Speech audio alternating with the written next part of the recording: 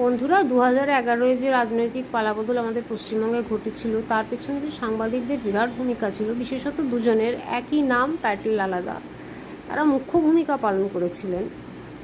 তা এবং আমার মানে তখন বুদ্ধদেববাবুর যে মূল উদ্দেশ্যটা ছিল যে শিল্পায়নের মধ্যে দিয়ে রাজ্যের বেকার সমস্যা সমাধানের পথে এগিয়ে যাওয়া, সেইটাকে কি আরেকটু বেশি করে প্রজেক্ট করা যেত না? মানে সেটাই তো তার উদ্দেশ্যটা কি বিধেয়কে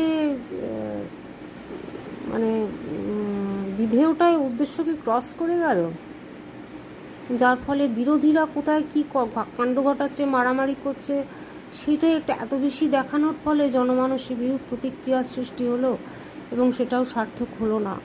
আমার তাদের কাছে বিনীত প্রশ্ন, মানে সাবজেক্টটা কি আরেকটু বেশি প্রাধান্য পেলে ভালো হতো বিধেয়ক থেকে?